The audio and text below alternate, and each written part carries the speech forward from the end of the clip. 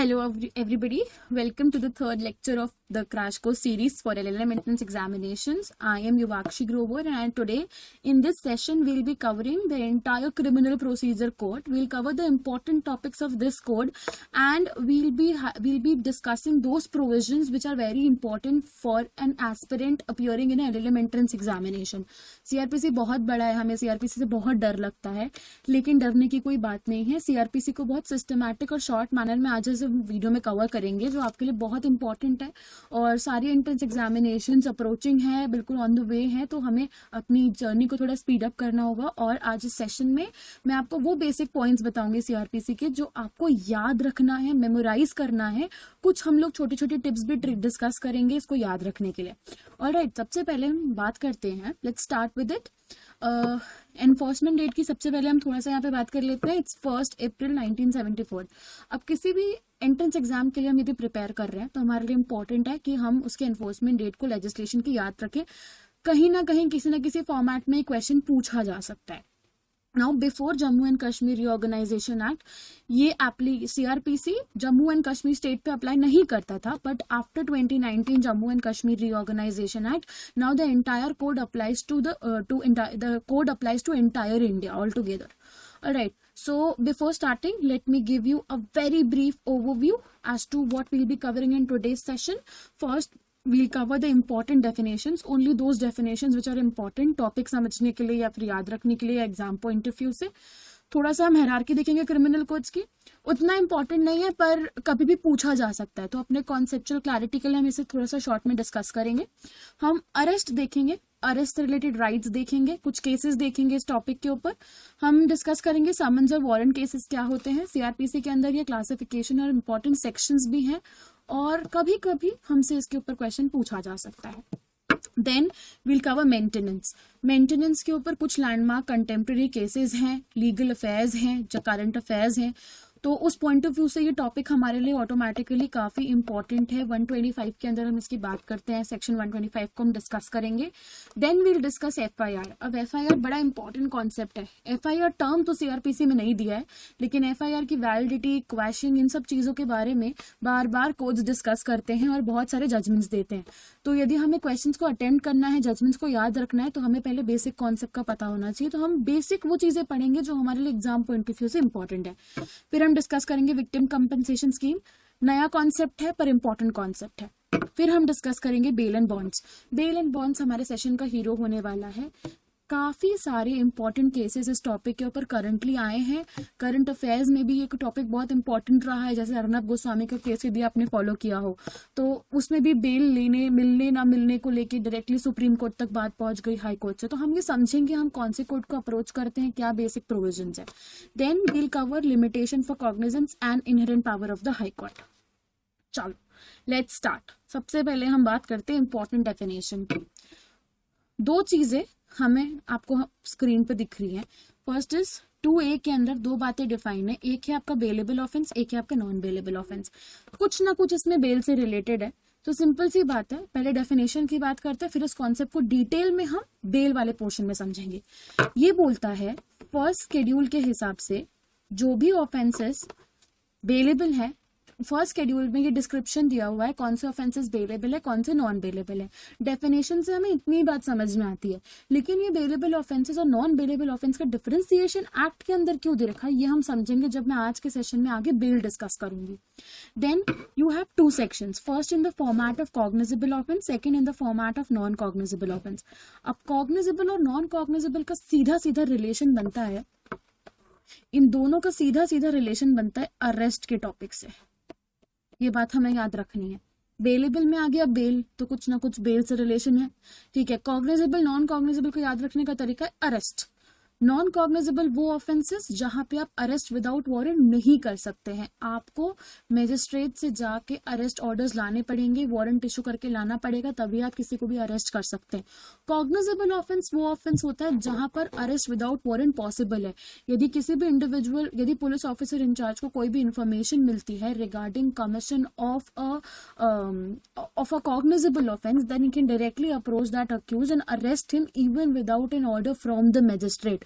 तो कॉग्निजेबल वो जहां पे अरेस्ट विदाउट वारंट पॉसिबल है, नॉन कॉग्निजेबल वो जहां पे अरेस्ट विदाउट वारंट किसी भी हालत में पॉसिबल नहीं है। Alright, then next section is complain. अब कंप्लेन का सीधा सीधा रिलेशनशिप है मैजिस्ट्रेट से। सिंपल सी बात है, ऐसी चीज जो हम डायरेक्टली मजिस्ट्रेट को जाके बताए वो होता है कंप्लेंट सेक्शन 2D के हिसाब से। जब हम मजिस्ट्रेट को डायरेक्टली जाके कोई इन्फॉर्मेशन दे रहे हैं इस एक्सपेक्टेशन के साथ कि वो एक्शन लेगा, उसे हम कहते हैं कंप्लेंट। देन ये दो कंफ्यूजिंग चीजें हैं, एक है इंक्वायरी, एक है इन्वेस्टिगेशन। जनरली हम इंक्वायरी और इन्वेस्टिगेशन के कॉन्सेप्ट में काफी कंफ्यूज रहते हैं, लेकिन इसको हम आज बिल्कुल क्लियर करते हैं इस सेशन के अंदर। इंक्वायरी का डायरेक्ट रिलेशनशिप होता है फिर से मजिस्ट्रेट के साथ।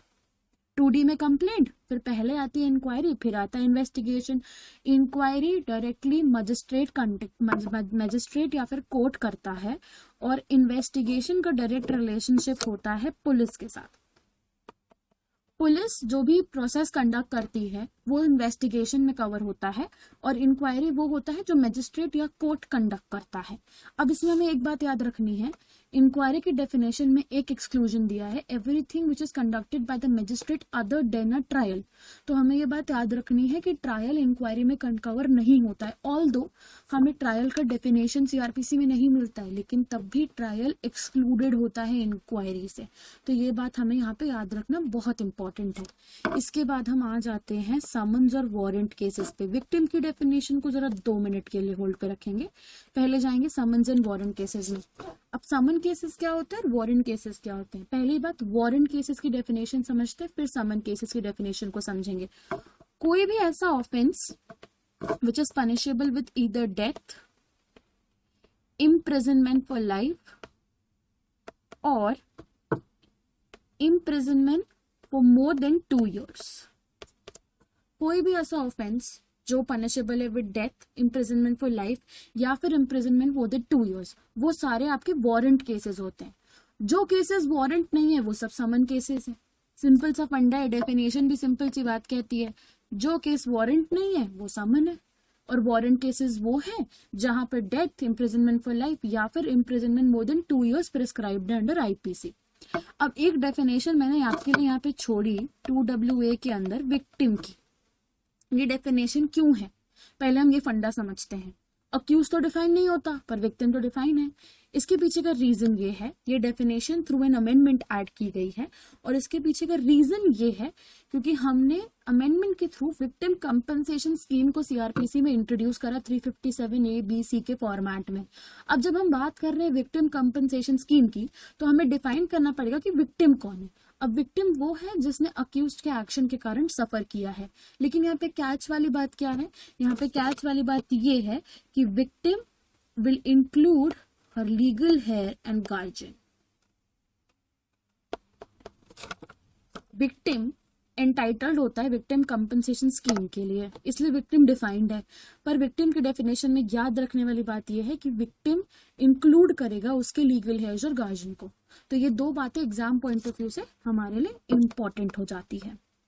इसके बाद मूविंग फर्दर, नेक्स्ट टॉपिक है हमारा classes of criminal code. Simple सी बात है, छोटी सी हायरार्की है, कोई बड़ी बात नहीं है, कुछ ऐसा है नहीं जिसको हम याद नहीं रख सकते या फिर हम भूल जाएंगे। तो सिंपल सी बात है, हायरार्की को थोड़ा सा डिकोड करते हैं और याद कर लेते हैं। ये तो स्ट्रेट फॉरवर्ड लॉजिक है, सबसे ऊपर सुप्रीम कोर्ट रहेगा, इसमें कोई दो राय नहीं है, कोई डाउट नहीं है। उसके नीचे रहेगा हमारे पास हाई कोर्ट्स। हाई कोर्ट्स हमारे हर स्टेट में एस्टैब्लिश होते हैं।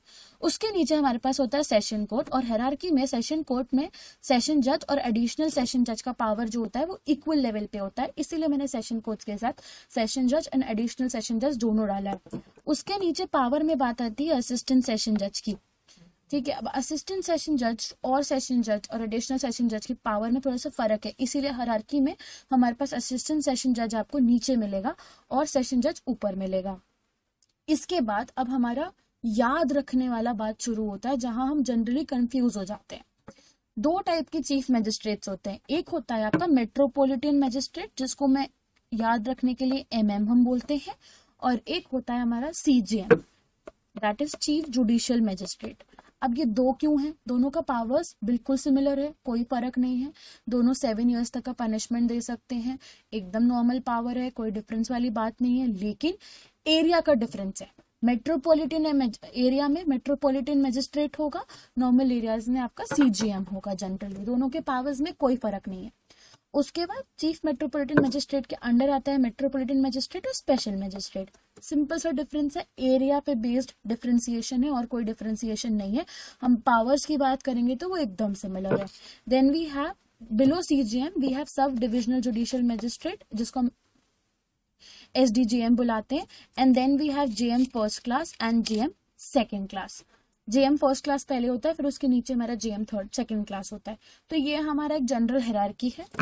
5 से लेके 24 ऑफ सीआरपीसी इसी हायरार्की की बात करता है, और ये हमें पूरा लर्न करने की जरूरत नहीं, क्योंकि जनरली एग्जाम्स में provision based LLM entrance examinations के लिए उतना इंपॉर्टेंट नहीं है। लेकिन हायरार्की में हमें कंफ्यूजन नहीं होना चाहिए। हम ये ना अज्यूम कर ले कि सीजीएम के नीचे एमएम आता है, नहीं, सीजीएम और सीएमएम दोनों का जो पावर होता है वो एकदम सिमिलर होता है। Okay, then let's move further. The next topic is arrest for today's session. अब अरेस्ट का मतलब क्या होता है? क्या अरेस्ट कहीं डिफाइंड है? नहीं, अरेस्ट पूरे सीआरपीसी में कहीं पर भी डिफाइंड नहीं है। लेकिन तब भी अरेस्ट इंपॉर्टेंट है। क्यों?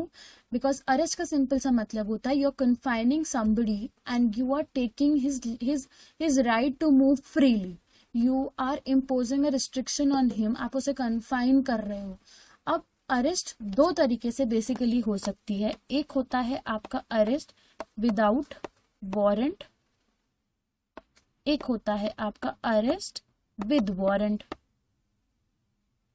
ठीक है, अब ये दो कैटेगरीज में से जो हमारा अरेस्ट विदाउट वारंट है, उसमें ये होता है कि आपको मजिस्ट्रेट कोर्ट से ऑर्डर लाने की कोई जरूरत नहीं है। You can directly arrest that individual if he has committed a cognizable offence. ये आया कैच।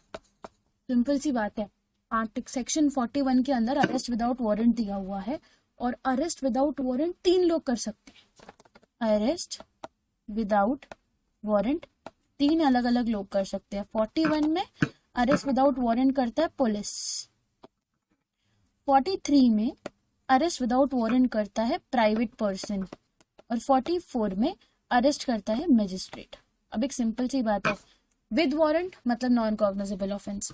यदि किसी ने नॉन कॉग्निजेबल ऑफेंस कमिट किया है तो उसको विद वारंट ही अरेस्ट किया जाएगा। ये हमने डेफिनेशन क्लॉज में ही समझ लिया था। विदाउट वारंट की जहां बात है वहां पे बात है विदाउट वारंट मतलब कॉग्निजेबल ऑफेंस। अब यदि आपने कोई भी कॉग्निजेबल ऑफेंस कमिट किया है तो 3 तरीके से आप अरेस्ट हो सकते हैं। पहला, आपको पुलिस अरेस्ट कर सकती है विदाउट वारंट अंडर सेक्शन 41।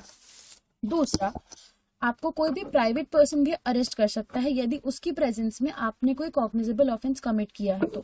लेकिन यहाँ पे हमें जो एक फंडामेंटल प्रिंसिपल और याद रखना है वो ये, as soon as somebody is arrested by a private person he will have to produce him to the police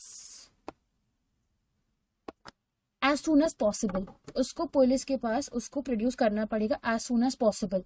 और इसमें एक और क्लॉज जो हमें याद रखना है वो ये कि पुलिस को यदि लगता है कि उसने कोई कॉग्निजेबल ऑफेंस एक्चुअली में कमिट किया है तो पुलिस उसे यहाँ पर री अरेस्ट करेगी। पुलिस उसे यहाँ पर री अरेस्ट करेगी। ठीक है, ये बात हमें 43 में से याद रखनी है। इसके बाद जो तीसरा तरीका है किसी को भी अरेस्ट करने का है वो है arrest by a magistrate. Now what I mean by a magistrate here is that arrest by a magistrate का सिंपल सा मतलब है यदि मैजिस्ट्रेट के प्रेजेंस में कोई भी कॉग्निजेबल ऑफेंस कमिट कर रहा है तो मैजिस्ट्रेट भी उसको डायरेक्टली अरेस्ट कर सकता है। ये पावर मैजिस्ट्रेट को भी दी गई है इस सेक्शन के अंदर। ऑलराइट, अब इस सब में से एक बात हमें बहुत अच्छे से यहाँ पर याद रखनी होगी। वो सिंपल सी बात ये है कि एक सेक्शन जो कि है सेक्शन 41D, ये सेक्शन इंट्रोड्यूस हुआ by an amendment, by 2009 amendment के थ्रू ये सेक्शन इंट्रोड्यूस हुआ। और भी सेक्शंस इंट्रोड्यूस हुए पर ये सेक्शन हमारे लिए इंपॉर्टेंट है। 2009 अमेंडमेंट से हमने अरेस्टेड पर्सन को ये राइट दिया कि वो अपने चॉइस के एडवोकेट को कभी भी मीट कर सकता है as soon as he is arrested. So this is an absolute right given under section 41D to the arrested person, and this has been introduced through an amendment. That is why it is important to remember. Moving further, एक section मैंने यहाँ जो नहीं लिखा है वो है हमारा 42। इसके बारे में एक खास बात है। 42 एक तरीके से एक्सेप्शन है जनरल रूल का। 42 में ये बात बोली है, यदि किसी इंडिविजुअल ने नॉन कॉग्निजेबल ऑफेंस कमिट किया है, ठीक है, यदि किसी इंडिविजुअल ने नॉन कॉग्निजेबल ऑफेंस को कमिट किया है, यदि किसी ने नॉन कॉग्निजेबल ऑफेंस को कमिट किया है और वो पुलिस ऑफिसर को अपना एड्रेस देने से मना कर रहा है या कंप्लाई करने से मना कर रहा है ऑर्डर, सॉरी हाँ राइट, और मना कर रहा है अपना ऑर्डर, तो पुलिस ऑफिसर उसको even though he has committed a non cognizable offence, तब भी पुलिस ऑफिसर उसको डायरेक्टली अरेस्ट कर सकता है।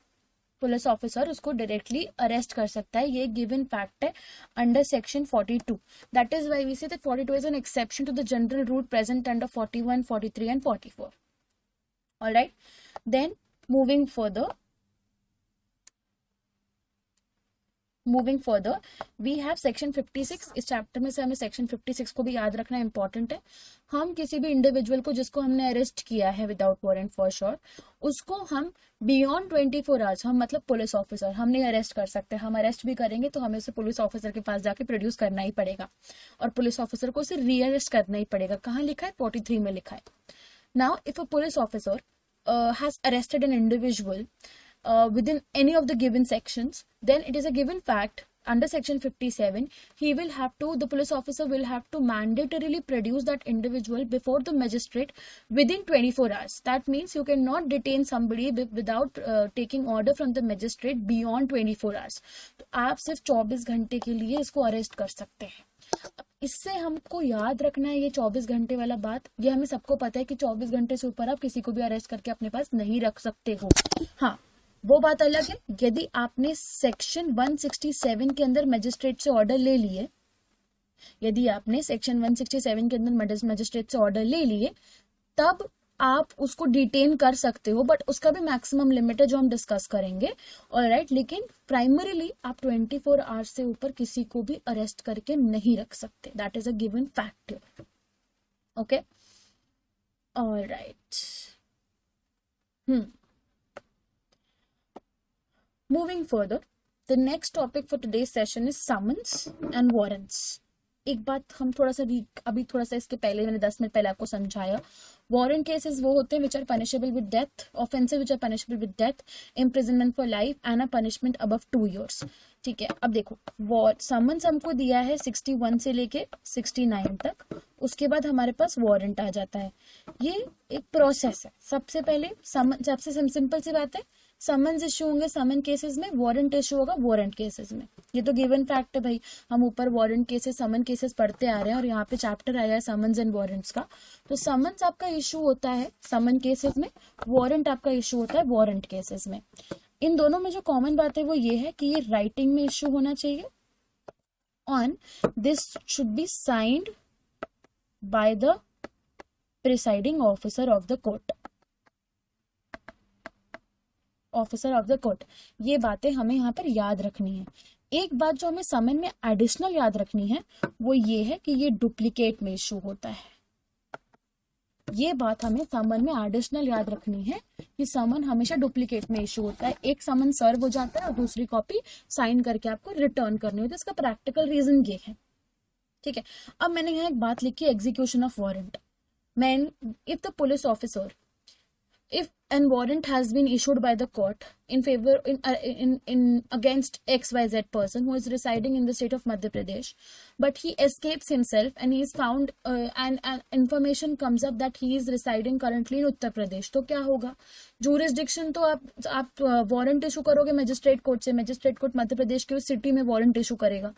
लेकिन अब यदि मुझे उसे एग्जीक्यूट कराना है उत्तर प्रदेश में तो क्या होगा? क्योंकि लोकल जुरिस्डिक्शन तो मध्य प्रदेश का था, स्टेट के उस पर्टिकुलर सिटी का था। तो इसके लिए हम चाहते हैं, इसके लिए हम रेफर करते हैं सेक्शन 77 को, जहां पे एक बहुत सिंपल सी बात दी हुई है। एक वारंट जो इशू हुआ है वो पूरी कंट्री में in any place of India execute किया जा सकता है। मतलब आपने कश्मीर में यदि कोई वारंट इशू करवाया तो आप उसे कन्याकुमारी के एक छोटे से सिटी के अंदर भी जाकर एग्जीक्यूट करवा सकते हैं। ये खासियत होती है वारंट की। Alright, now these are the important sections you will have to cover from this particular topic। एक बात जो हमें बहुत और याद रखनी है, समन को समन का सेक्शन बोलता है that a summon will be served, इधर मे बी सर्व्ड पर्सनली, या तो पर्सनली आप सर्व कर दो, या फिर आप adult male member of the family को जाके सर्व कराओ, तो अभी वो समन सर्व्ड माना जाता है। अभी अभी एक केस के थ्रू जो हम आगे मेरे क्लासेस में डिस्कस करेंगे, उससे ये हुआ है that this male member is not exclusively male, this will include a female also, that means you can serve the summon even on the adult female member of the family and the summon will be considered as served. पर हमें यहाँ एक बात याद रखनी है, servant को सर्व किया हुआ समन सर्व्ड नहीं माना जाता। आप सर्वेंट को समन सर्व करोगे तो वो valid service of the summon consider नहीं होता है। उसके beyond we have proclamation and attachment का कॉन्सेप्ट। प्रोक्लेमेशन का कॉन्सेप्ट सेक्शन 82, मतलब प्रोक्लेमेशन का कॉन्सेप्ट सीआरपीसी में था, पर हमने सेक्शन 82 के अंदर थ्रू अमेंडमेंट प्रोक्लेम्ड ऑफेंडर का कॉन्सेप्ट इंट्रोड्यूस करा। जो भी इंडिविजुअल, हमने इसको 82 क्लॉज 4 और 5 के फॉर्मेट में इंट्रोड्यूस करा अमेंडमेंट के थ्रू। कोई भी इंडिविजुअल जो वारंट्स या समन्स की सर्विस को बार बार जानबूझ के इंटेंशनली कंप्लीट नहीं कर रहा है, नहीं ले रहा है, उसको प्रोक्लेम्ड ऑफेंडर डिक्लेयर किया जा सकता है under the provisions of section 82, that is a given fact and this has been introduced. When once he is declared as a proclaimed offender, उसका मतलब है that he is the one who is not ready to take service of the summons और the warrants, whatever the case may be. तो जब आप सीधे तरीके से सर्विस नहीं लेते हैं तो आपको प्रोक्लेम्ड ऑफेंडर यहाँ पे डिक्लेयर किया जाता है। अब after declaration as a proclaimed offender, तब भी यदि आप अपने आप को प्रोड्यूस नहीं कर रहे हैं तो फिर रास्ता बचता है प्रॉपर्टी के अटैचमेंट का, जो कि दिया हुआ है सेक्शन 83 के अंदर। तो ये कॉन्सेप्ट क्या बोलते हैं क्या नहीं बोलते हैं, इतना हमको ब्रीफ पता होना चाहिए, ये सेक्शंस हमको यहाँ पे पता होना चाहिए, ये बहुत इंपॉर्टेंट है। Alright, I hope you are getting everything till your. All right, now let's move to the next section which is maintenance। ठीक है, हम बात करते हैं मेंटेनेंस की। अब मेंटेनेंस का मतलब क्या होता है?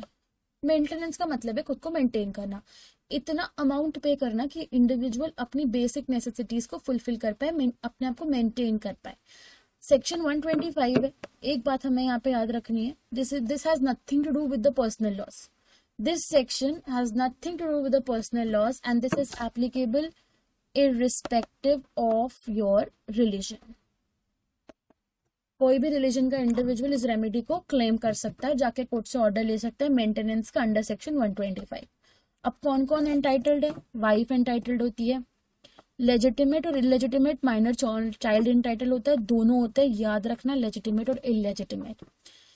फिर माइनर चाइल्ड होता है, ये एक्सक्लूड करता है मैरिड चाइल्ड को, मैरिड फीमेल को बेसिकली, ठीक है। लेकिन इसमें प्रोविजो गिवन है, यदि वो मैरिड फीमेल का हस्बैंड नहीं मेंटेन कर पा रहा है then she can claim maintenance from her parents. Then legitimate illegitimate major child who is unable to maintain himself और herself on account of physical disability, on account of any other disability, if he is unable to maintain himself, then the major child will also be entitled to maintenance under this given section। One more point is there, father or mother। यदि किसी के father and mother खुद को maintain करने के लिए maintain नहीं कर पा रहे हैं तो वो भी अपने सन से मेंटेनेंस क्लेम कर सकते हैं अंडर सेक्शन 125। अब इस सेक्शन में जूरिसडिक्शन है जेएम फर्स्ट क्लास मजिस्ट्रेट के पास, मतलब if you want to file a suit for maintenance you will have to approach JM first class.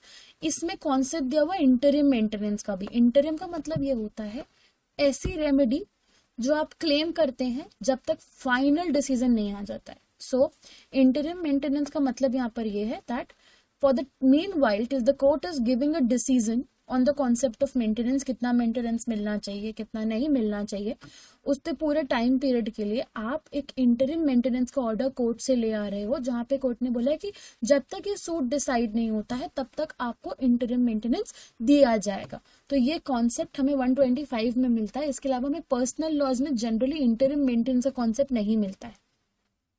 Interim maintenance का जो कॉन्सेप्ट है वो आपको 125 क्लॉज 2 के अंदर ट्रेस करने से मिल जाएगा। Alright, on this particular topic you have two cases. First is Bhagwan Dutt versus Kamla Devi and the other is Umar Hayat Khan versus Mehboob Nisa. Now see, why these cases are important, पहले ये थोड़ा सा समझ लेते हैं, ठीक है। भगवान दत्त उमर हयात वाले केस में एक सिंपल सी बात बोली थी। उमर हयात वाले केस में बोली थी कि ये जो रेमेडी है 125 के अंदर is a kind of remedy, ये सारे रिलीजन्स पे अप्लाई करता है। ये पर्सनल लॉ से कॉन्फ्लिक्टिंग नहीं है, पर्सनल लॉज रिलीजन बेस्ड होते हैं, बट हमारा जो 125 में रेमेडी अवेलेबल है फॉर मेंटेनेंस वो रिलीजन बेस्ड नहीं होता है, वो डायरेक्टली अप्लाई करता है। This was held in Umar Hayat case. Now there was one more case, this is Bhagwan Dutt versus कमला देवी। इस केस के अंदर ये बोला था कि ये जो पावर मजिस्ट्रेट को दी गई है under section 125, this is more of a preventive power, this is more of a preventive power rather than punitive. This is more of a preventive power rather than punitive. Preventive action लिया जा सके, ensure किया जा सके, इसीलिए maintenance का provision हमने section 125 में डाला है। तो ये more of a preventive action है rather than a punitive action. This has been stated in Bhagwan Dutt versus कमला देवी। इसके बाद एक और इम्पॉर्टेंट पॉइंट है, 126 के अंदर हमें ऑल्टरेशन भी मिल जाएगा। किसका ऑल्टरेशन? Alteration of maintenance.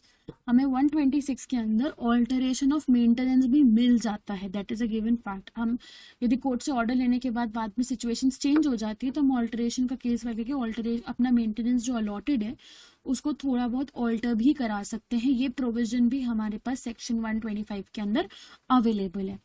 अब 125 पर्सनल लॉस के मेंटेनेंस के प्रोविजन से काफी फर्क है दोनों के अंदर, दोनों बिल्कुल भी सिमिलर नहीं है और इसीलिए बहुत सारे लैंडमार्क केसेस इसके ऊपर डिसाइड हुए, क्योंकि कहीं ना कहीं मेंटेनेंस एक ऐसा कॉन्सेप्ट है जो सीआरपीसी में भी कवर्ड है और हमारे पर्सनल लॉज में भी कवर है। तो concept of clashes, chances of clashes यहाँ पे बहुत ज्यादा हो जाते हैं।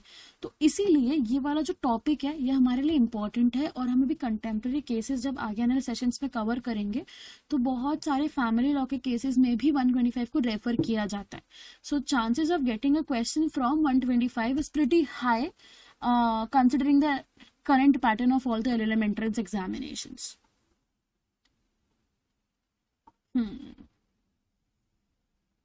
अब आ जाते हैं थोड़ा सा हम लोग नेक्स्ट इंपॉर्टेंट सेक्शन पे, FIR। पता है एक फैक्ट, FIR कहीं भी एज अ टर्म CRPC में यूज्ड नहीं है। आप फर्स्ट इंफॉर्मेशन रिपोर्ट या फिर FIR को CRPC में ना डिफाइंड पाओगे ना किसी सेक्शन में पाओगे। This is a fun fact about FIR। But तब भी CRPC का सबसे ज्यादा यूज होने वाला सेक्शन है 154। That's the most prevalent section which is used in day-to-day cases. Even if you go in a litigation firm to practice, आपको 154 का application सबसे ज्यादा लगेगा। This is a fun fact about FIR. All right. Now, let's cover first of all what is FIR. That's a first information report. Information given regarding the commission of a cognizable offence under 154 or a non-cognizable offence under 155 to the police officer in charge. That entire concept is covered and is known as FIR. तो यदि एक के साथ कोई offence commit होता है वो directly police officer के पास जाएगा उस इंफॉर्मेशन को देने के लिए। अब यहाँ पे 154 की बात है, यदि इसके साथ कोई कॉग्निजेबल ऑफेंस हुआ है तो हम चलेंगे 154 में, यदि हुआ है कोई नॉन कॉग्निजेबल ऑफेंस तो हम आएंगे 155 में। ठीक है। अब यहाँ पे 154 सिर्फ इतनी बात करता है that if you want to give an information regarding commission of a cognizable offence and this information has to be given to the police officer. Now as soon as a person approaches a police officer, what the police officer will be doing, क्या मुझे ये application return में देनी पड़ेगी, क्या उसका कोई specific format है, ये सारी बातों का आंसर हमें 154 में मिलता है। एक बात जो हमें याद रखना है यहाँ पे वो ये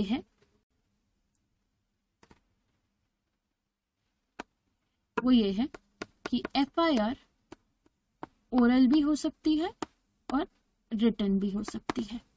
हम ओरली भी डिक्टेट कर सकते हैं, जाके हम रिटर्न में भी बता सकते हैं, लेकिन यहाँ पे हमें अब ये याद रख, हमारे लिए तो हो गया हम ओरल भी दे सकते हैं रिटर्न भी दे सकते हैं। अब यहाँ पे पुलिस ऑफिसर का ये ड्यूटी है कि वो यदि रिटर्न है तो ठीक है, ओरल है तो ओरल को वो रिटन फॉर्मेट में लिखेगा। उसके बाद एक फ्री ऑफ कॉस्ट कॉपी मिलती है अक्यूज्ड को, alright, and then along with this free of cost copy orally वो पढ़ के भी सुनाएगा कि उस एफआईआर के अंदर क्या लिखा हुआ है, ताकि अक्यूज्ड को पता रहे जो इन्फॉर्मेशन वो दे रहा है वो पर्टिकुलरली उसी फॉर्मेट में सबमिट हो रही है या फिर नहीं हो रही है। And plus one more important thing here is the landmark case of Lalita Kumari versus Government of UP. This is a very landmark case when it comes to FIR, and this case has been reiterated in so many landmark judgments of 2021 and 2022. हम ललिता कुमारी versus government of UP के case को FIR के साथ हमें नींद में भी याद होना चाहिए कि ये FIR का केस है। ये काफी ज्यादा इंपॉर्टेंट केस है, ये रिलेटेड केस है, और एफआईआर के बहुत सारे कंटेम्प्रेरी केसेस में ये साइटेड केस भी है, रीइटरेटेड केस भी है। अब ललिता कुमारी केस इंपॉर्टेंट क्यों था? ललिता कुमारी केस में एक बात कोर्ट ने दो बातें कोर्ट ने बोली थी जो हमें याद रखना है। पहला, 154 के अंदर जो टर्म यूज है वो है शैल। इसका मतलब ये मैंडेटरी है for a police officer to register the complaint. यदि कोई भी इंफॉर्मेशन लेके आ रहा है regarding commission of a cognizable offence, then it's a mandatory duty of the police officer to register that complaint. ना वो रीजनेबलनेस चेक करेगा, ना ही वो क्रेडिबिलिटी चेक करेगा। सबसे पहले यदि कोई भी ऑफेंस की बात लेके आ रहा है, commission of a cognizable offence की बात लेके आ रहा है, तो सबसे पहली ड्यूटी पुलिस ऑफिसर की बनती है उसको अपने यहाँ पर उसको फाइलिंग में लेना, को अपने यहाँ पे रजिस्टर करना। This is the first duty and this has been clarified in Lalita Kumari case also that if the information is with respect to a cognizable offence, तो उसकी क्रेडिबिलिटी, रीजनेबिलिटी कुछ भी चेक नहीं होगा, डायरेक्टली पुलिस ऑफिसर के ऊपर शैल है सेक्शन में, इसीलिए मैंडेटरी ड्यूटी है कि उसको वो कंप्लेंट को अपने यहाँ पे रजिस्टर में रखना ही पड़ेगा, उसके पास और कोई दूसरा ऑप्शन यहाँ पर नहीं है। Alright, so Lalita Kumari is a very important case. Lalita Kumari is a very important case when it comes to FIR. All right.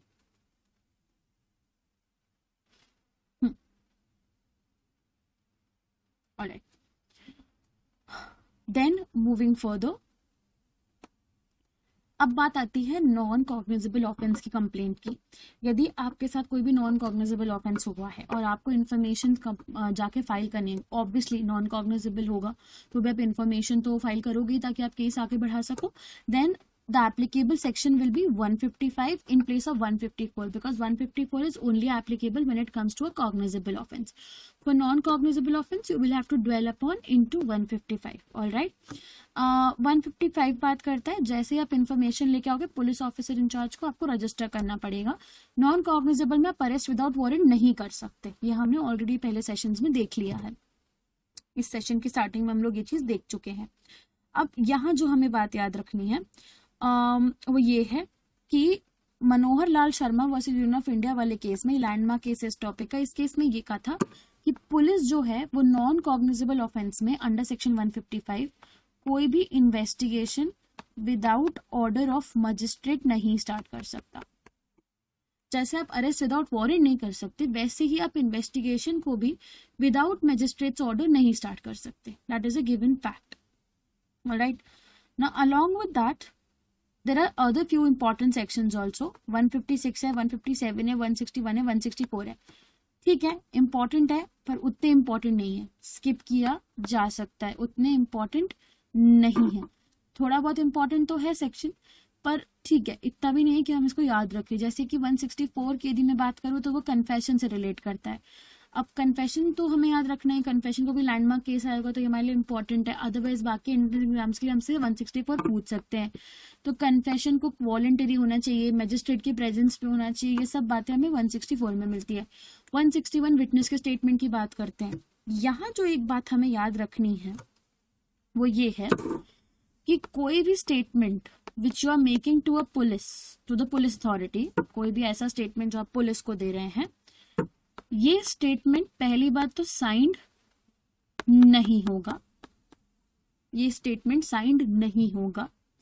दूसरी बात, ये जो स्टेटमेंट आपने पुलिस को दिया है, चाहे वो विटनेस दे रहा है या कोई भी दे रहा है ड्यूरिंग द इन्वेस्टिगेशन प्रोसेस, ये कोलैबोरेटिव पीस ऑफ एविडेंस भी नहीं होता है, नहीं होता है।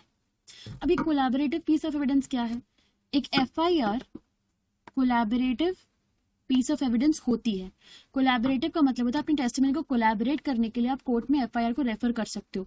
एफआईआर भी सब्सटैंटिव पीस ऑफ एविडेंस नहीं होती है, that's a mere collaborative piece of evidence and nothing else. Alright, तो हमें यहाँ पे ये बात याद रखनी है कि कोई भी स्टेटमेंट जो आप पुलिस को दे रहे हैं वो साइंड नहीं होगा एंड वो collaborative piece of evidence substantive तो है ही नहीं, क्योंकि हमने ऊपर देख लिया कि एफआईआर ही सब्सटैंटिव नहीं है, तो कोई भी स्टेटमेंट जो आप पुलिस को दे रहे हो वो भी सब्सटैंटिव पीस ऑफ एविडेंस नहीं है। लेकिन कोई स्टेटमेंट जो आप पुलिस को दे रहे हो वो कोलैबोरेटिव पीस ऑफ एविडेंस भी नहीं होता है, but this statement which I am talking about in 161 that is different to the statement given under section 154। 154 में आप इंफॉर्मेशन दे रहे हो regarding commission of a cognizable offence और वो एफआईआर होती है और वो कोलैबोरेटिव होती है, ठीक है। लेकिन दूसरे में जो हम 161 में बात करें that's a मियर statement given by a witness, so that is neither has to be signed plus that is not collaborative piece of evidence, that's a given fact. Alright, अच्छा अब यदि प्रोसीजर यदि 24 आवर्स में 57 को याद करो, 57 के साथ मैंने बताया था 167 का रिलेशनशिप है। 57 में दिया हुआ था कि आपको 24 आवर्स के अंदर अंदर इन्वेस्टिगेशन को कंप्लीट करना है। अब यदि 24 आवर्स के अंदर अंदर इन्वेस्टिगेशन नहीं कंप्लीट हो पाती है then you can take order of the magistrate and you can extend the custody time period for 15 days, ठीक है। एज अ होल 24 आवर्स को 15 डेज में मिला लो। अब सबसे पहले आप 15 दिन के लिए एक्सटेंशन मांगोगे, मैक्सिमम 15 दिन के लिए। अब यदि आपको 15 दिन के लिए भी एक्सटेंशन नहीं मिला तो ये पीरियड फर्दर एक्सटेंड हो जाता है for 60 days and 90 days. 60 days कब एक्सटेंड होगा, 90 डेज कब एक्सटेंड होगा? ये 90 डेज तब एक्सटेंड होगा जब the offence you have committed the person who has been kept in the custody has committed an offence which is punishable with death, life imprisonment और imprisonment above 10 years और 60 days in all other cases. अब ये scenario 167 का तब आता है जब investigation complete नहीं हो पाती है और आपको इन्वेस्टिगेशन के पर्पस के लिए अक्यूज्ड की कस्टडी डिमांडेड होती है by the investigative authorities that is the police. हमने इन्वेस्टिगेशन को देखा कौन करता है, पुलिस करता है। उस केस के अंदर हम 167 में जाएंगे और 167 भी अपर लिमिट डालता है 60 डेज एंड 90 डेज। अब यदि आपको अथॉरिटी 60 डेज भी हो गए 90 डेज भी हो गए आपको रिलीज नहीं कर रही है तो आपको मिल जाएगी डिफॉल्ट बेल। बाय डिफॉल्ट आपको बेल मिल जाएगा क्योंकि मैक्सिमम डिटेंशन पीरियड हमारे पास 167 में है and that is 60 days and 90 days what ever the case में B. Then you have हुसैनरा Khatoon versus state of Bihar. ये केस डायरेक्टली इंडिविजुअल के राइट से डिस्कस करता है और इसी केस के अंदर डिफॉल्ट बेल का कॉन्सेप्ट आया था कि यदि पुलिस अथॉरिटीज चार्जशीट फाइल करने से फेल हो जाती हैं with in the prescribe time period that is 60 days and 90 days तब आपको ऑटोमेटिकली बेल मिल जाएगा और उस बेल को हम डिफॉल्ट बेल बोलते हैं, ठीक है। तो ये छोटा सा हमारा जो प्रोविजंस है ये इस सेक्शन में हमारे लिए काफी ज्यादा इंपॉर्टेंट प्रोविजंस है और इसको हमको स्किप नहीं करना है, ये हमको पढ़ना है, ये मतलब हमको पढ़ना है, हमारे पास कोई भी दूसरा ऑप्शन नहीं है। We will have to cover this here, alright.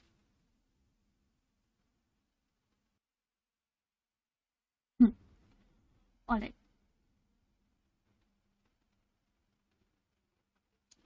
moving further, now we come to victim compensation scheme. Victim compensation scheme has been added by amendment, ठीक है, अभी अभी ऐड हुआ है। विक्टिम कंपनसेशन स्कीम पहले हमारे पास 357 था जो बात करता था कि in addition to fine victim entitled होगा कंपनसेशन के लिए भी। फिर हम इसको प्रॉपर फॉर्मेट में in the form of a scheme लेकर आए। 2009 के अमेंडमेंट से हमने 357A को ऐड किया। अब 357A बोलता क्या है, वो ये बोलता है कि central government plus state government will maintain a fund that will be victim compensation fund, alright. And इस फंड में से हर उस विक्टिम को जिसने अक्यूज्ड के क्राइम कमीशन के कारण सफर किया है उसको प्लस उसके डिपेंडेंट्स को, वो victim along with its dependents will be entitled to claim compensation। अब एक बात याद रखो, हमने डेफिनेशन देखी थी 2WA के अंदर विक्टिम की, जहां पर विक्टिम इंक्लूड कर रहा था लीगल हेयर को और उसके गार्जियन को भी। ठीक है, इसका मतलब यदि विक्टिम की क्राइम में डेथ हो जाती है, if victim is dead, sorry, यदि विक्टिम की डेथ हो जाती है, तब डेथ के बाद भी उसके लीगल हेयर्स और उसका गार्जियन दोनों एंटाइटल्ड होंगे to claim compensation. This is a given fact here. All right. अब आ जाते हैं हम आज के हीरो प्रोविजन पे. Hero like this is the star of today's session here. ठीक है, विल डिस्कस बेल. लेकिन ये स्लाइड खाली क्यों है? क्योंकि हमें बेल को हम एलएलएम एंट्रेंस एग्जामिनेशंस की तैयारी कर रहे हैं. प्रोविजन बेस्ड क्वेश्चंस हमसे पूछते हैं और काफी सारे कंटेम्प्रेरी केसेस भी हैं जो बेल टॉपिक के ऊपर अभी अभी आए हैं. उन चीजों को ध्यान में रखते हुए हमें कुछ बातें बेल में याद रखनी है, और उन बातों को याद रखने के लिए हमें एक सिंपल सा चार्ट बनाना है जो मेरे साथ आप बनाओ. मैं आपको समझाती जाऊंगी, बहुत इजीली हम इसको डिकोड कर लेंगे पूरे के पूरे टॉपिक को. 2 बातें मैंने क्लास के स्टार्टिंग में आपको समझाई थी. एक होता है आपका बेलेबल ऑफेंस, एक होता है आपका नॉन बेलेबल ऑफेंस. ठीक है, एक हमारे पास है बेलेबल ऑफेंस, एक है हमारे पास नॉन बेलेबल ऑफेंस. जब हम बेलेबल ऑफेंस की बात करें, ठीक है, तो हम चले जाएं सेक्शन 436 में. जब हम बात करें नॉन बेलेबल ऑफेंस की, तो हम चले जाएं 437 में. अब ये दोनों चीजें होती क्या है, इसको थोड़ा सा हम समझ लेते हैं. बेलेबल ऑफेंस वो ऑफेंसेस होते हैं जहां पर bail as a matter of right available है. मतलब जहां पे शैल वर्ड का यूज किया गया है. बेलेबल ऑफेंस यदि आपने कमिट किया है एज पर शेड्यूल 1, ये कहां से आया? सेक्शन 2A से आया सीआरपीसी के. ठीक है, यदि आपने if a person has committed a bailable offense, then he will be entitled to get bail from the court as a matter of right. Right है मतलब absolute है, आपको कोर्ट बेल डिनाई कर ही नहीं सकती, and you will go and approach the court for bail under section 436. All right, this is section 436. अब इसमें एक चीज इंपॉर्टेंट है जो हमें याद रखनी है, अरेस्ट विदाउट वारंट हुआ है.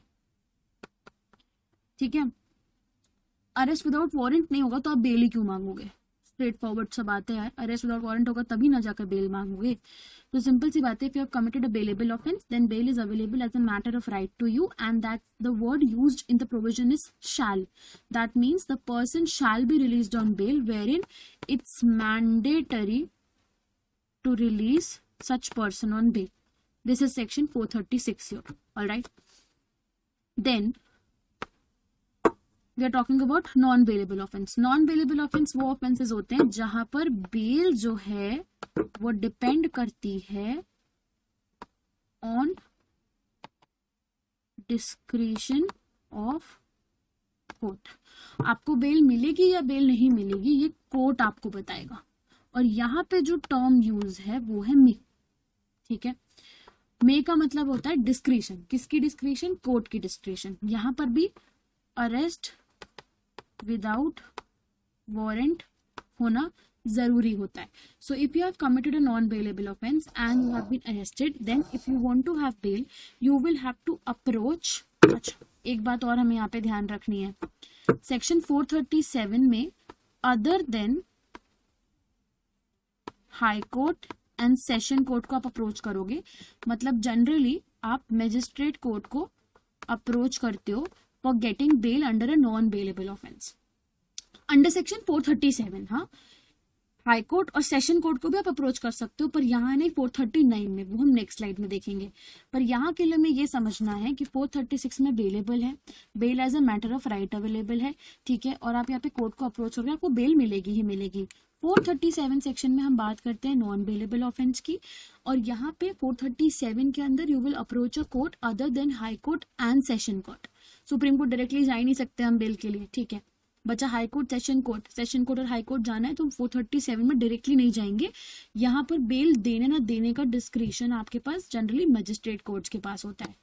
Other than high court and session court हो गया तो हायरार्की याद करो, जो कोर्ट्स बचे उनके पास अब जुरिस्डिक्शन है आपको बेल ग्रांट करने का, और वो भी उनका डिस्क्रिशन है। यदि कोर्ट को लगता है कि ऐसे सर्कमस्टांसेस हैं जहां पर बेल ग्रांट की जा सकती है तभी यहाँ पर बेल ग्रांट होगी, अदरवाइज बेल इन केसेस के अंदर कहीं भी ग्रांट नहीं होगी। तो हमको बेल में 436 और 437 ये दो बातें याद रखना बहुत इंपॉर्टेंट है और उसमें हमें कंफ्यूज नहीं होना है। अब एक चीज और जो हमें याद रखना है along with non bailable,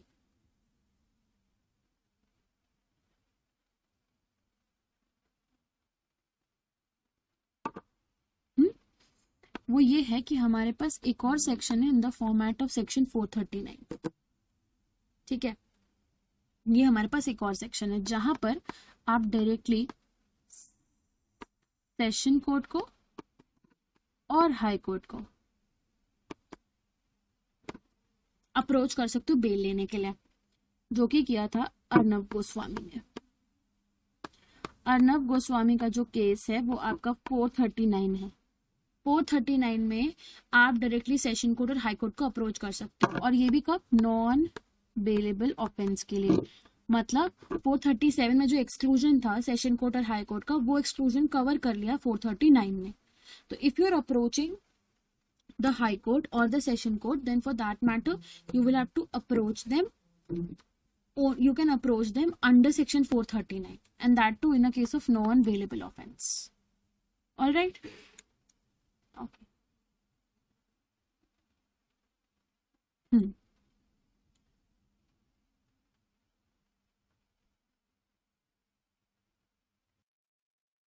All right, now after bail provisions we have another concept that is anticipatory bail. ठीक है, अब एंटिसिपेटरी बेल का मतलब क्या होता है? पहली बात, एंटिसिपेटरी बेल आपके पास है 438 में। एंटिसिपेटरी बेल आपके पास है 438 में। ऊपर हमने 436, 437 और 439 देखा था, 438 बीच में मिसिंग था, वो है ये बेल आपको मिलती है प्री अरेस्ट स्टेज पे। अरेस्ट होने के पहले आपने बेल ले ली। पहली बात, आप ये बेल मांग सकते हो सिर्फ हाई कोर्ट से या फिर सेशन कोर्ट से। दूसरी बात, ये बेल आपको सिर्फ और सिर्फ नॉन बेलेबल ऑफेंस में मिलेगी। ये बेल आप तब मांगते हो जब आप एप्रीहेंड कर रहे हो अरेस्ट। अब एप्रीहेंशन ऑफ अरेस्ट का मतलब ये हुआ where a person has a reason to believe that he may be accused of committing any kind of non-bailable offense, तो उस anticipation में he can directly approach the high court or the session court to get bail, and it's important that you will be asking for an anticipatory bail only and only when you have committed a non-bailable offense, उसके अलावा नहीं। अब यहाँ पर भी बात यह है कि यहाँ पे वर्ड जो यूज हुआ है वो है मे, मतलब कोर्ट का डिस्क्रिशन है कि वो आपको बेल ग्रांट कर सकता है या नहीं भी ग्रांट कर सकता है।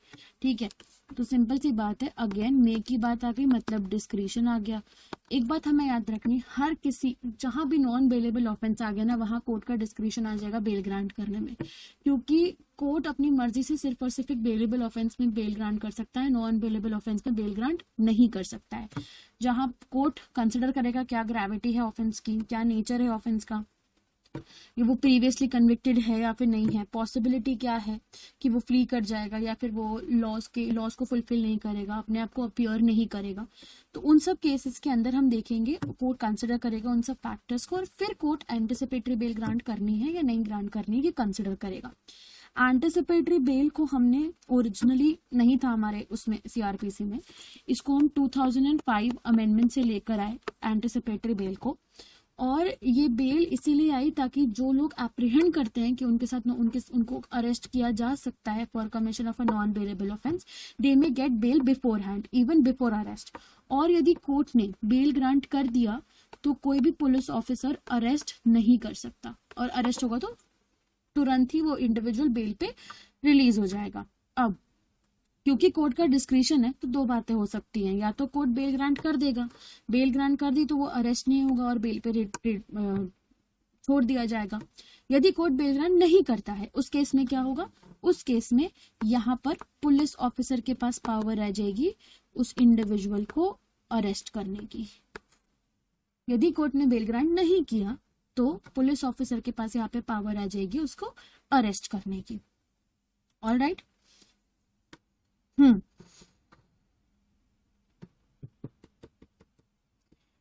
Okay, now the landmark case on this particular topic is Gurbaksh Singh Sibbia case. इस केस के अंदर एंटिसिपेटरी बेल के प्रिंसिपल्स लेड डाउन किए गए थे.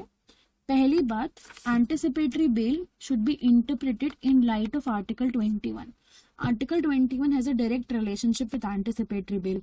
दूसरी बात, filing of an FIR is not a condition precedent for getting anticipatory bail. Anticipatory bail जाके क्लेम करने के लिए FIR फाइल हो, ये कहीं नहीं लिखा है, क्योंकि ये आपका एप्रीहेंशन होता है कि आपने कोई नॉन बेलेबल ऑफेंस किया है, इसलिए आप जाके बेल ले रहे हो.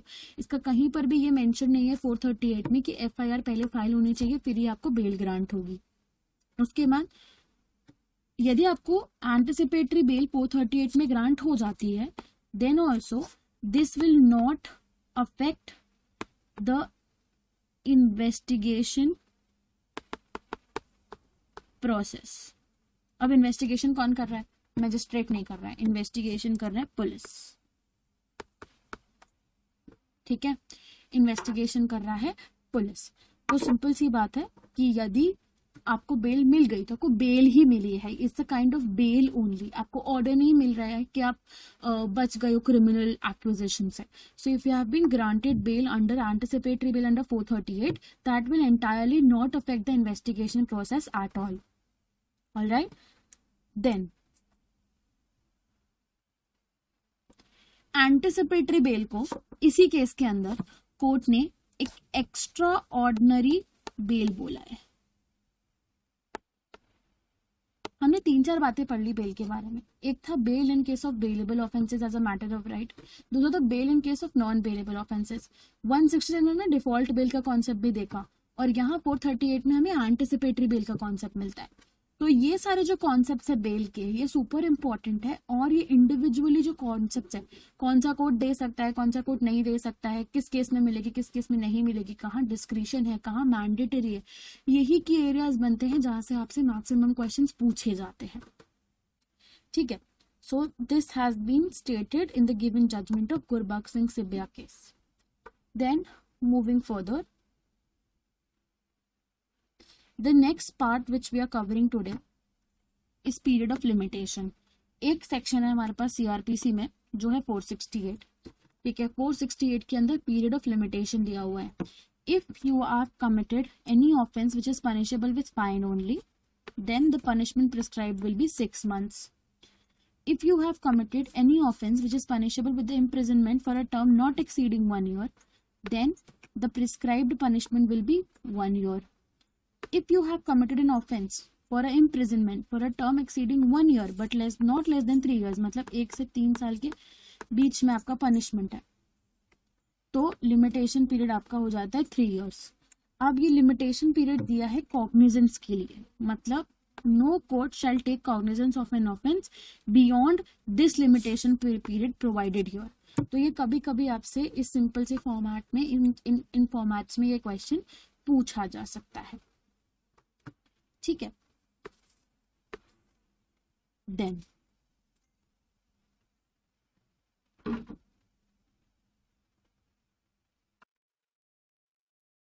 coming to the last topic of today's session, that's inherent power of the high court. ठीक है, अब ये inherent power क्या बोलता है? 2 वर्ड्स हैं, एक तो है inherent power, एक है high court. सेक्शन 482 बात करता है saving of the inherent power of the high court. High Court is a court established by the Constitution under, the section. It's established under the authority of our Indian Constitution.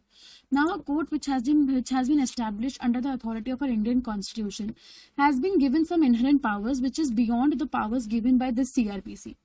So, 482 एक saving clause है that states that the High Court's inherent power will not be affected by any of the provisions, and to ensure in the interest of justice and to secure the interest of justice, the High Court may pass any power any order under inherent power. अब इस section का बहुत ही तगड़ा relationship है FIR के साथ, ठीक है क्या, इसको समझ लेते हैं। ऐसा बहुत बार हुआ है कि हाई कोर्ट्स ने कुछ इंपॉर्टेंट एफआईआर्स को क्वैश किया है, ठीक है, अंडर विच प्रोविजन, हमने पूरा सीआरपीसी अभी गो थ्रू करा। एफआईआर क्वैश करने का राइट किसी भी प्रोविजन में यहाँ पर नहीं मिलता है हाई कोर्ट को, लेकिन हाई कोर्ट ने बहुत सारी एफआईआर्स को क्वैश किया है time and again under its inherent power. Alright, and ये हाई कोर्ट के पास पावर क्वैश की है या नहीं है ये सब्जेक्टिव है। एक केस है Umesh Kumar versus state of UP का। ये केस सिंपल सी बात बोलता है कि क्या हाई कोर्ट चार्जशीट को भी क्वैश कर सकता है। इस केस में ये डिस्कस हुआ था कि यदि चार्जशीट इशू की जा सकती है और यदि कोई एप्लीकेशन फाइल कर रहा है before the high court under section 482 for quashing such chargesheet, then whether this is permissible और नॉट परमिसेबल। तो यहाँ पे इस केस में आया था कि हाई कोर्ट एकदम से विदाउट डिस्कसिंग द मैरिट्स इसको क्वैश नहीं कर सकता है। तो ये जो केसेस है 482 में, क्योंकि 482 एक बहुत छोटा सा सेक्शन है लेकिन इसकी रेलेवेंस बहुत ज्यादा है, इसमें बहुत सारे लैंडमार्क केसेस आए हैं जो एग्जाम पॉइंट ऑफ व्यू से इंपॉर्टेंट है हमारे लिए। ऐसे ही एक और केस है जो हमारे लिए एग्जाम पॉइंट ऑफ व्यू से इंपॉर्टेंट है और ये काफी सारे लैंडमार्क सुप्रीम कोर्ट जजमेंट्स में अभी रेफर भी किया है कोर्ट ने, सिराजुल वर्सेस यूपी। इस केस के अंदर ये आया था कि on the basis of conduct of the party, every particular statute there is a limitation act which provides limitation period to approach a court। आप कब तक कोर्ट को अप्रोच कर सकते हो, कितना टाइम पीरियड में from the cause of action you can approach a court, that is provided under the limitation act. Now to approach a court you should approach the court for the remedy within a reasonable time period, that is a matter of fact available here. अब एक simple सी बात हमें यहाँ पे याद रखनी है, यदि कोई बंदा beyond the limitation period court को अप्रोच कर रहा है, क्या तब भी वो केस या वो एफआईआर या वो चार्जशीट लेना चाहिए या फिर स्टैट्यूटरी लिमिटेशन वहां पे प्रिवेल करेगा। इस केस के अंदर आर्टिकल 21 की लाइट में ये डिसाइड किया गया था कि यदि कोर्ट को आफ्टर डिस्कसिंग हाई कोर्ट को after discussing the merits and considering all the merits ये लगता है and after discussing and giving important parameters to the nature of the offence and the extent of delay, तो वो अपना exercise करते हुए power किसी भी प्रोसीडिंग को क्वैश कर सकता है यदि वो proceeding with in the given time frame वहां पर नहीं अप्लाई की गई है। तो किसी केस में उसकी पावर को लिमिट किया गया, किसी केस में उस पावर को बढ़ाया गया। This is a given fact under 482। Along with this एक और कॉन्सेप्ट है सुओ मोटो प्रोसीडिंग्स का, ठीक है। हमारे पास इसके पर्पस के लिए आर्टिकल 226 है हमारे इंडियन कॉन्स्टिट्यूशन का और दूसरा है 482। अब इस इनहेरेंट पावर में क्वेश्चन ये उठता है क्या एक high court suo motu action ले सकता है। This is a major question which is involved here, whether in high court can take a suo motu action. तो यहाँ पर ये बोला गया था स्पेसिफिक एक केस है, इसको मैं लिख देती हूँ, जस्ट अ मिनट।